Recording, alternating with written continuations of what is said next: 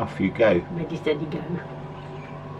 Hi guys, remember we're looking at the lens, I'm not just the making iPad. sure it's recording. It is recording. Right, Start. Okay, this is our video of our first solar upgrade.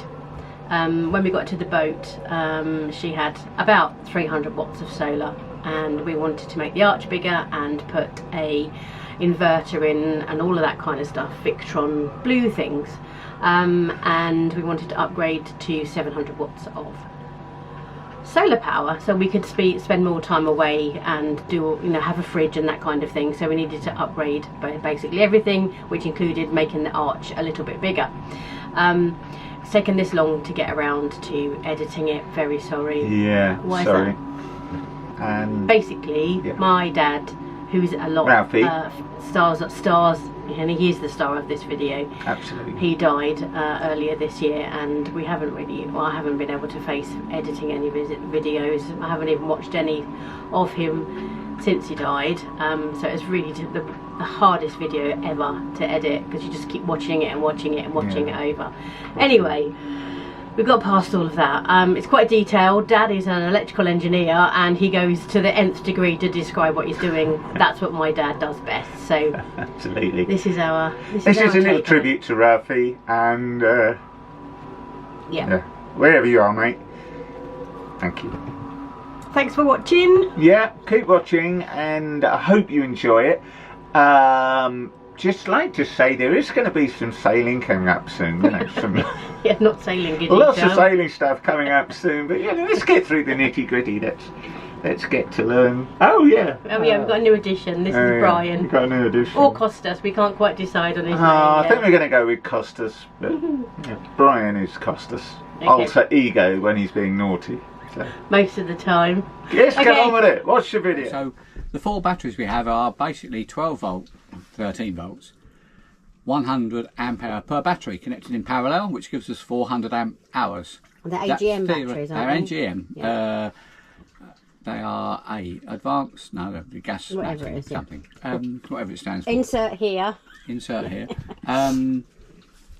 Basically, they are batteries that don't emit any hydrogen. A lead acid cell like you got in your car, when you charge it, will emit hydrogen, which is highly, very, very dangerous, of course, especially when mixed with oxygen. It becomes explosive. So we've got AGM batteries, which is good. We need to test them to make sure they've got the capacity after them, because they are of an age. To do that, we're going to borrow a high rate discharge tester. Some of the batteries are from 2019. Well, not these are. These are all the same. The ones that are in there, 4 together, are all bought at the same time. The starter battery and the windlass is different. So how old ages. are the batteries that were Well, they're 2019, aren't 2019. they? 2019. Sorry, 2019. Yeah. And so they're 4 years old. Mr. Man down the road, Stuart, has got a high rate discharge tester. So you put that across the battery. It draws probably 60 or 70 amps for a short period of time. It gets really hot, but it also measures the voltage at the same time. So you'll know that it's your best test to know that it can survive inputting large currents into the inverter. However, the only final test is to actually plug the output of the batteries into the inverter, put a 3 kilowatt load on it, and see how long they last. And we will be doing that when we get the inverter, which is probably in about 10 days to 2 weeks time. That's the ultimate test. The high rate discharge is an intermediate test to make sure that they've got reasonable capacity. From that high rate discharge test, if they go down to something like 10.5 volts, we may think of changing the batteries, but let's keep our fingers crossed, because they're not cheap. Okay, and in the meantime, you've been out and ordered all the parts, haven't you? All the parts are ordered. Okay, and Johnny has been in charge of mechanical things. So obviously we want to put 4 solars up on top of the solar arch. At the moment it's only carrying 2, and it's a well-made arch indeed, but we think it's going to need just a little bit more. So we've been out and bought some absolutely gorgeous stainless steel things here. Who wouldn't like these? Sorry. And we're going to put up some extra bar, some inch stainless steel bar to the frame, add it, bolt it all together, make a secondary frame, which we'll have do a video of later, so that our 4 solar panels are held in 2 aluminium frames, which will then be bolted to our solar arch, and it'll be very strong. And maybe, Definitely. just Definitely. possibly, Definitely. we'll be able to hang our dinghy on them Definitely. as well. Which, Definitely. Which would be fantastic. Definitely. We've done the Johnny hanging test, Definitely. but I'm not convinced. 100%. Yeah, Johnny can hang off the bar, and the boat weighs less than half of Johnny, so clearly it'll do the job. It's just a matter of me convincing them. Just do it. We're an advert for Nike, not subscribed or subsidised by them at all. Yeah, we'll lift the boat out of the water and it'll go 10 knots faster. Well, There you go. I'm now know about my So battery. that's the plan. I now know about the second battery charger. There's two methods to keep the these high current batteries fully charged. The first method is when you plug the mains into the inverter's got a battery charger in there, which we can program to charge the batteries and keep them charged, of course. When you disconnect the shore power, the PV cells will supply a voltage to the batteries, will charge the batteries through a particular type of charger, which is called an MPPT, because these batteries have to be charged in a certain condition. You've got the rising power to charge the battery, then you've got a float power, then you've got a termination at the end. So it's very, very complicated. That's why you need a special charger. And they will be charging the batteries from the solar and not the mains. That's why we need the MPPT charger. Okay, cool. So Johnny's now going to go and make... I am, because all that aluminium information is panel. just a little bit mind-boggling for me. You need to go and do something, don't you, Johnny? Need to go and do something. I need to go and actually cut something down, do something. Okay, you're going to go and film And it. I'm going to supervise, because Johnny's never popped with it in his life. Never cut a piece of aluminium. No. No. It's nothing like wood, is it? No. Okay, so what are we doing then, Johnny? Okay, we're outside now, 30 foot up in the air, well, thereabouts. This is our existing solar arch with our two existing smaller solar panels sitting on the top, and our plan is to extend with two lengths of stainless steel, which we're just waiting to come through to come up from here, give us another bar across the top, down the other side, and we will sit upon our frame with our new panels in. So at the moment the job is to strip these off, save this cable, because I'm sure it'll come in useful when we put the new ones on, and get prepared.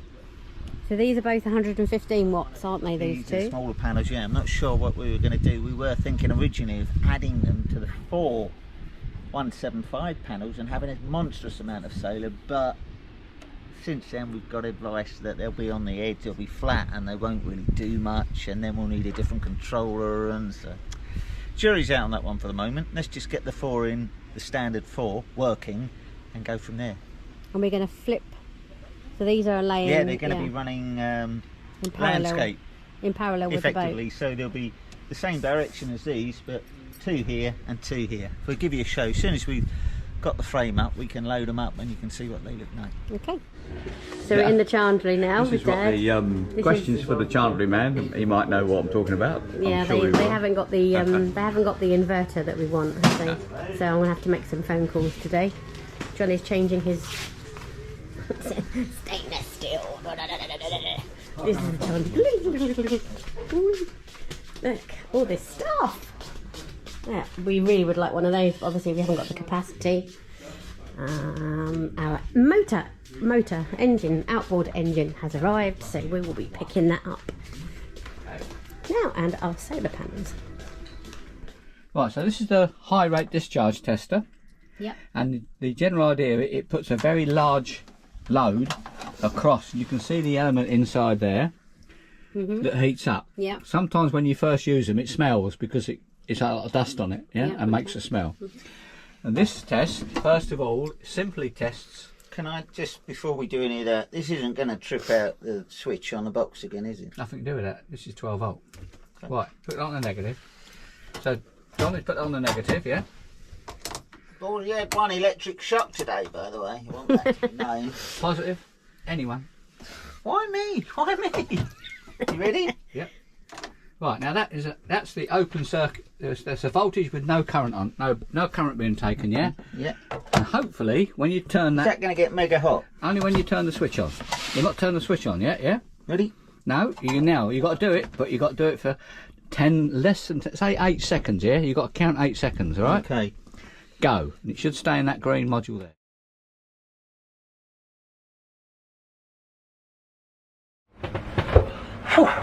So, fortunately, I didn't get any more electric shocks, and our high rate discharge tester, very kindly lent to us by Stuart, tested all 4 of our 100 amp hour AGM lead gel batteries, and they all came out showing a decent pass. So they're not the most amazing batteries, but it appears that they'll do the job for the time being.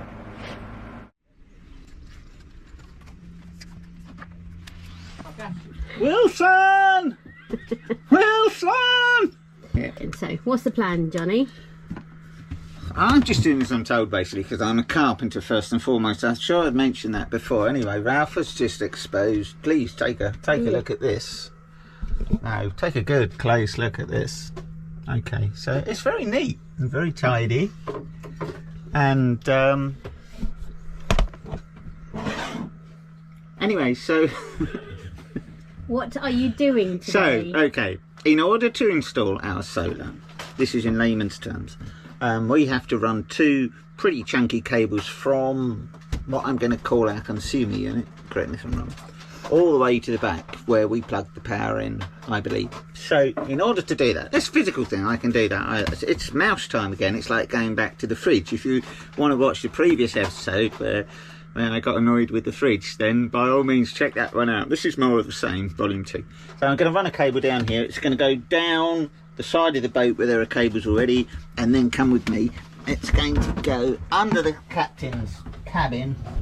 It's going to go through the bilge in the passage bunk, which was a garage completely stuffed with stuff, and it's going to run along the back. Come this way, through into the rear cabin berth thing, and it's going to run through the back of the units and finally into this unit here, which is where all our lovely batteries are, fabulously, and then Ralph can work his magic and we'll never have to touch it ever again. So I think that's the mouse hole for the cables. How's it going, Johnny? Yeah, it's going alright now. We've got holes, so we've got the mouse down from the top. I've had to cut a corner out which will be covered by the chair anyway, so I'm not too happy about that, but it's just literally, it's too tight. When they built the boat, they obviously make holes just big enough for what's going on, so we would never have got 3 cables and a control unit head through there, so a slightly bigger hole. And now these ones, we are just drilling these size holes through bulkheads, which is about 1 inch, 25 mil, for the cable and the control head thing to go through, so no real damage there. And it's good to see when we go through them that either side, obviously got fiberglass on both sides and ply in the middle, and the ply is absolutely bone dry, so it's reaffirming. It's nice to see that there's no dampness in those parts of the bulkheads. Whew. When I was a little boy, I had a Peter Pal kite, and it was fantastic. It really was good, but that's not what this is about. This is what this is about: spaghetti and string. And back then, my mum, bless her, used to untangle it for me every time it got tied up, and it did. And now she's not here, and I really miss my mum. Wherever you are, Dottie, love you, and come to the string. Okay, so what's going on here? We've got the mains that comes from the distribution board to bring back down here to the input to the inverter. The reason for that is it needs mains to be able to charge the batteries, and it also needs mains for management of the batteries. And it also needs mains so that if you take too much power from the batteries and you've got shore connection or a generator connection to the back of the boat, the inverter will just add to the inverter. Sorry, the inverter will just add to the generator or the shore power to ensure you've got enough power to do what you want to do. It can add 3 kilowatts or run on its own. And Johnny's just putting the mains in there now. He's got the nice neat little terminals. So what he said. So that's the inverter charger. Yeah? That's the inverter charger. And yeah. Would you like to tell the people where you've decided to mount it? Next to your bed, strangely enough, on the wall here. My side of the bed, along with the under thing that's over there. That's currently your side. This is the intelligent charger. I'm not giving it up. That's the intelligent. This is the intelligent PV charger, Another. This is the Okay. blue corner, which is already basically. working, and that's already functioning and working nicely. It's on soak. So that's going to be mounted onto the wall, isn't it? This That way, is going to so- sit on the wall on this very heavy bracket, which is bolted and sealed, I might add, into the lazarette in the back. Yeah, and that's absolutely solid. So I'm not worried about that coming off. And if it does, it only feel on Julie's head. We don't care. I'd be interested to hear what sound it makes during the night. If you're taking no mains, it won't take any. Yeah. Make any. Okay. Putting the mains in Go there, on then. as well as putting mains in there, is actually adding an earth wire, basically because this is the main earth coming in and it needs earthing. So that's going to go onto that lug there, Yeah. into the mains that's coming in there. So you basically got a nice loop with a lug on it, perfectly compressed with a machine. Job done. Cool. Neat. Johnny's going to drill some holes now. With a bit of luck. Yeah, absolutely. Yeah. So we've cut our frame to length, and now So hang on, go back. What are we doing? go back. Right,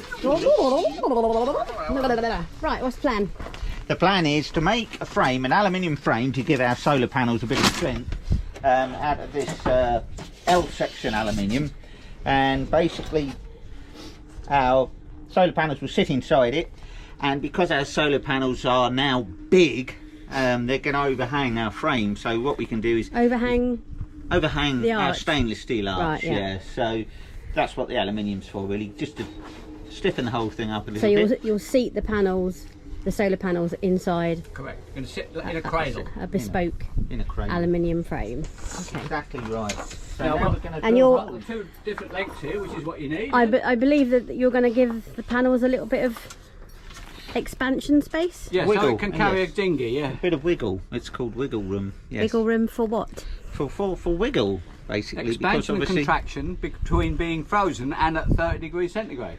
Okay. they may get hot. I'll translate. They may get hot. Let's hope there's no freezing. Sorry, I'm talking to you with my glasses on. Nobody sees that. Describe that. So yes, that's the plan. We're going to make up a frame, whack the panels in, which we haven't got until tomorrow. So I thought I might as well get on with this. Get it done. Getting on with it while I'm chatting, and that's it. Job done. Okay. Right. We're going to go for the inside one first or the outside one? Anyone? Anyone.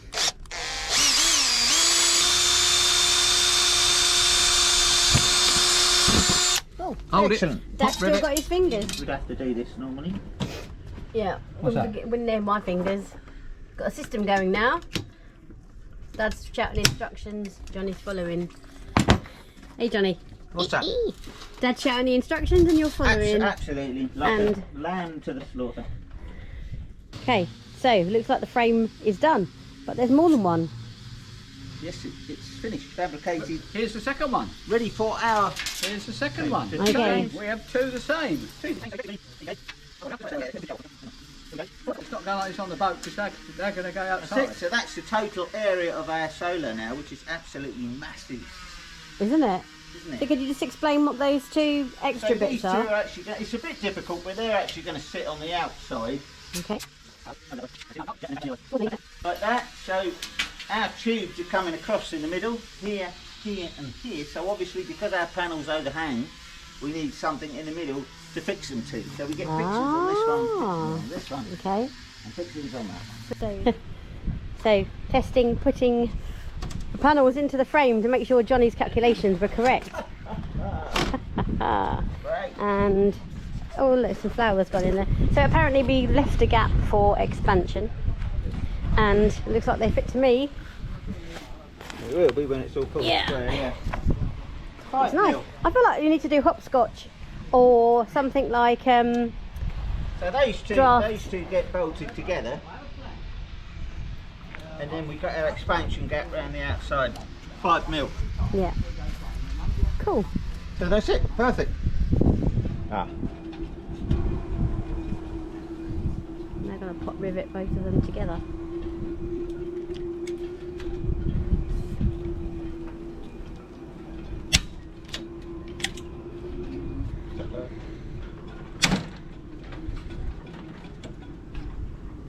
yeah, might have to be a nut and bolt.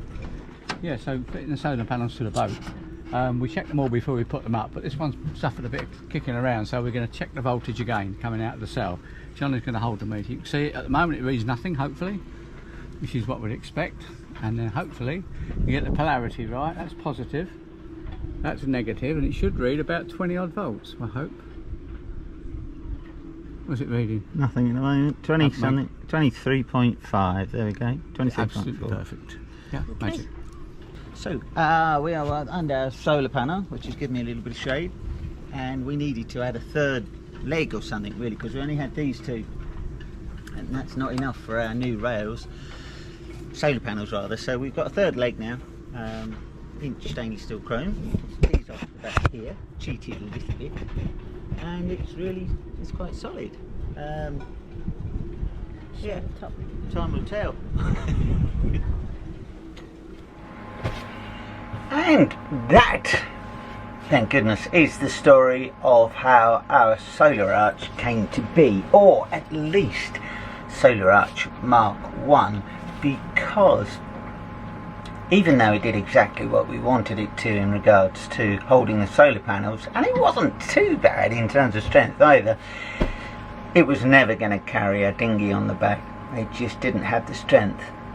And although I said at the time I really didn't want to spend the money, we spoke to the local guy Tanassus, and well, to tell a long story short, we decided to have a bespoke frame made, and it's absolutely gorgeous. I'll show you that next time, and you can see how our dinghy swings off the back, and I think it's a pretty good job, definitely worth the money, but you don't know what you don't know. Till next time, see you then.